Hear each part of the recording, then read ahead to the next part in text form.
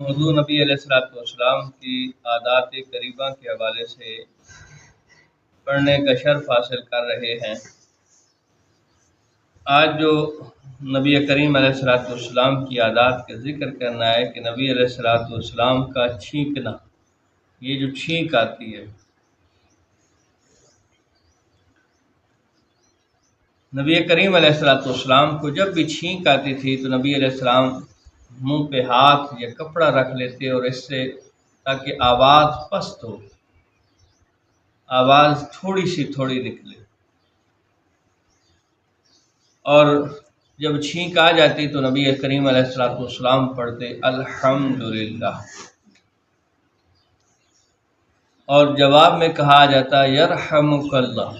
یہ سنت بھی ہے ہمارے لیے بھی کہ کسی کو چھینک آئے تو وہ خود پڑھے الحمدللہ، اور دوسرا جو سن رہا ہے وہ پڑھے یرحمک اللہ۔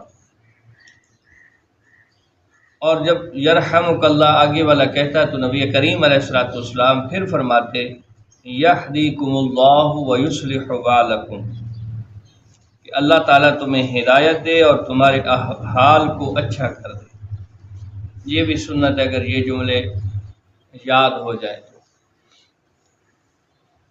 نبی کریم علیہ الصلوۃ والسلام کو زور سے چھینکنا پسند نہیں تھا، بہت زیادہ آواز، اور نبی کریم علیہ الصلوۃ والسلام کو مسجد کے اندر بھی زور سے چھینکنا پسند نہیں تھا۔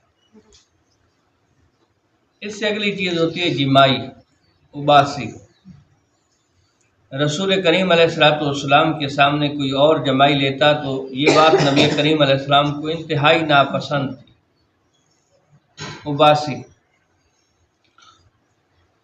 اللہ رب العزت نے تمام انبیاء اور رسول کو جمائی اباسی سے محفوظ رکھا ہے، نبیوں کو جمائی نہیں آتی، ٹھیک ہے، اباسی جس نے اپنی زبان چل، یہ انبیاء اور رسول انہیں کبھی نہیں آتی، اور نبی علیہ السلام کے سامنے اگر کوئی اباسی لیتا، جمائی لیتا تو نبی علیہ السلام اس چیز کو ناپسند کرتے۔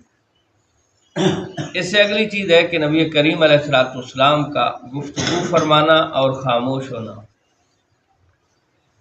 نبی کریم علیہ السلام حضرت عائشہ صدیقہ رضی اللہ تعالیٰ عنہ فرماتی ہیں کہ رسول کریم علیہ السلام تمہاری طرح لگاتار جلدی گفتگو نہ فرماتے، بلکہ صاف گفتگو فرماتے، ہر مضمون دوسرے مضمون سے جدا ہو، یعنی ایک مضمون بیان فرمایا پھر دوسرا، تو یہ الگ الگ ہوتا، پاس بیٹھنے والے بات کو اچھی طرح ذہن نشین کر لیتے تھے جو نبی علیہ السلام کی بارگاہ میں بیٹھتا تھا۔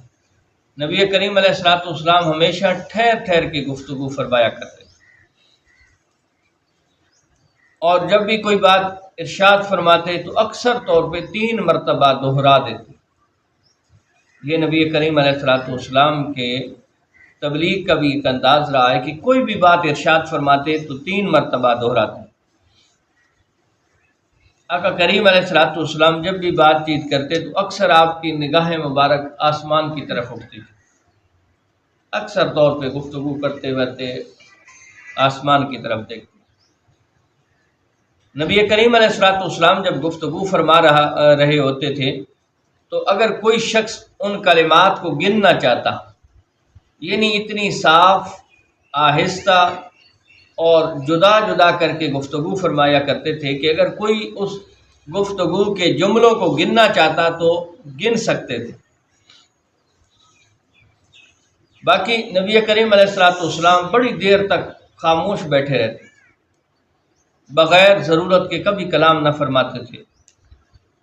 حضور نبی کریم علیہ السلام کے سامنے اگر کوئی ایسی بات کرتا جو اچھی نہ ہوتی تو نبی علیہ السلام اس سے منہ پھیر لیتے۔ آپ فضول گفتگو سے ہمیشہ خود بھی رکے اور دوسروں کو بھی روکتے۔ آقا کریم علیہ السلام کم گفتگو کرنے والے، نرمی سے بات کرنے والے، بات کو دہرانے والے اور بات کو خوب سمجھانے والے تھے۔ نبی کریم علیہ السلام نے جب کبھی ایسی بات کا ذکر کرنا ہوتا کہ جو معاشرے میں بری ہے تو نبی علیہ الصلوۃ والسلام ہمیشہ اشارے کنائے کے ساتھ لفظ بولتے تھے، ڈائریکٹلی اس چیز کا نام نہیں، کنایہ الفاظ کے ساتھ، اشارے کے ساتھ کہہ دیتے کہ بات بھی اگلا سمجھ جاتا اور اس چیز کا نام بھی نہیں لیتے۔ اچھا، یہ ساری چیزیں بیان کرنے کا مقصد یہ ہوتا ہے کہ ایک تو نبی علیہ السلام کی ذات ہمارے ایمان کا محور و مرکز ہے، معلومات ہو، دوسرا کوشش کریں کہ جو نبی علیہ السلام کی سنتیں ہیں ہم اسی چیز کو اپنا لیں۔ اس کے بعد نبی کریم علیہ الصلوۃ والسلام کی قوت ہے، آپ قوت کا اندازہ اس بات سے لگا سکتے ہیں کہ مکہ کے اندر ایک پہلوان رہتا تھا جس کا نام رکانہ تھا، بڑے بڑے لوگ آتے اور اس کے ساتھ کشتی کرتے تھے، بڑے لوگوں کو وہ پچھاڑ دیتا، ہرا دیتا تھا۔ نبی کریم علیہ الصلوۃ والسلام کو ایک مرتبہ مکہ سے باہر ایک وادی کے اندر ملا تو نبی کریم علیہ الصلوۃ والسلام نے اسے اسلام کا پیغام پہنچایا کہ اسلام قبول کر لو رکن۔ اس نے کہا جناب آپ کے پاس اس اسلام کے بارے میں تصدیقاً کیا چیز ہے؟ تو نبی کریم علیہ الصلوۃ والسلام نے فرمایا پھر تصدیق اگر چاہتے ہو تو میرے ساتھ کشتی کر لو۔ اب مکہ عرب کا ایک بہت بڑا نامی گرامی پہلوان ہے، بڑے بڑے لوگ آ کے اس کے سامنے ہار جاتے ہیں، تو نبی کریم علیہ الصلوۃ والسلام نے جب اسے کہا، اس نے کہا ٹھیک ہے میں آپ کے ساتھ کشتی کرتا ہوں۔ جو ہی کشتی کی ابتدا کی نبی کریم علیہ الصلوۃ والسلام نے یک لخت اسے گرا دیا۔ اب بڑا حیران ہوا وہ نبی، اس نے شکست ماننے سے انکار کیا، کہا ابھی میں سنبھلا نہیں تھا، دوبارہ کشتی کرتے ہیں۔ نبی کریم علیہ الصلوۃ والسلام نے دوبارہ اس کے ساتھ کشتی کی، پھر اس کو ہرا دی۔ اب رکانہ بڑا حیران اور پریشان ہے کہ جس کا عرب کے اندر ایک بڑا نام ہے، بڑے بڑے لوگ اس کے نام سے ڈرتے ہیں، اس کے ساتھ کشتی نہیں کرتے، اور نبی علیہ الصلوۃ والسلام نے 2 مرتبہ چند لمحوں اور لحظوں کے اندر اسے گرا کر اور اسے پچھاڑ دیا ہے، ہرا دیا ہے۔ اس نے کہا نہیں، ایک مرتبہ پھر آپ میرے ساتھ کشتی کریں۔ تو نبی علیہ الصلوۃ والسلام نے تیسری مرتبہ پھر کشتی فرمائی، اور تیسری مرتبہ بھی پہلے لمحے کے اندر آپ نے اس کو گرا دیا۔ بعض مورخین نے لکھا ہے کہ اس کے بعد اسی وقت اس وقت تو بڑا حیران کھڑا ہے کہ یار کیا ہو گیا، 3 مرتبہ عرب کا نامی گرامی پہلوان گر رہا ہے۔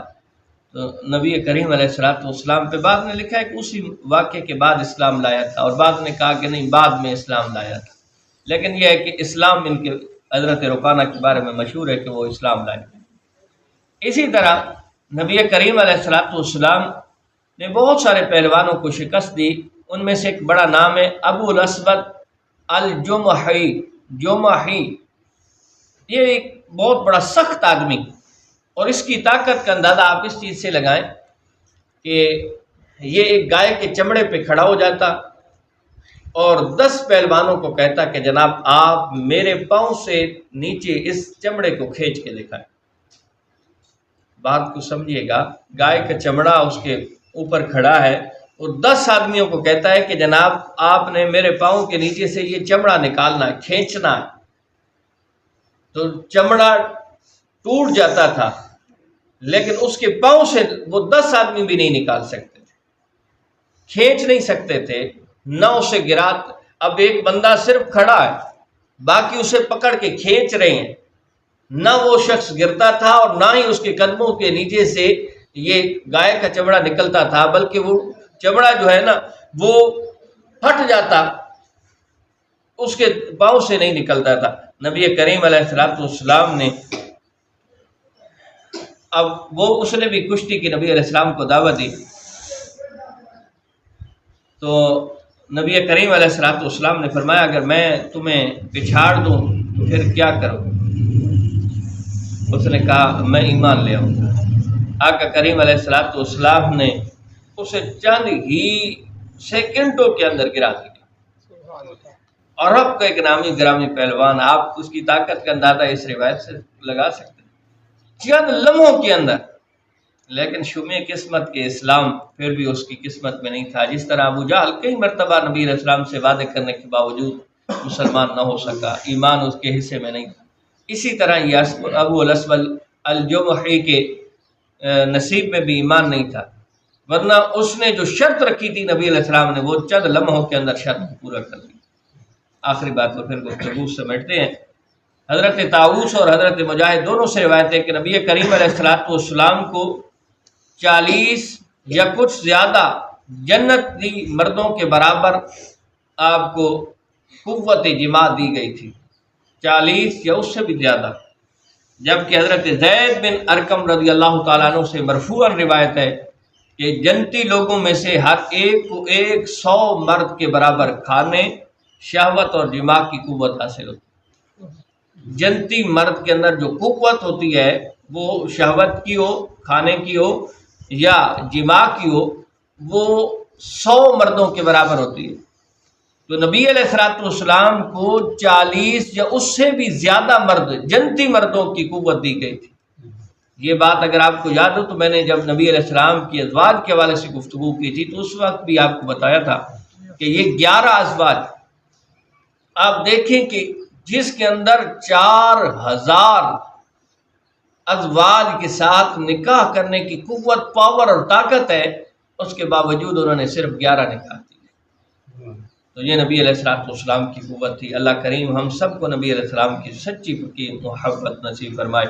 سبحان ربک رب العزت عما یصفون وسلام والحمد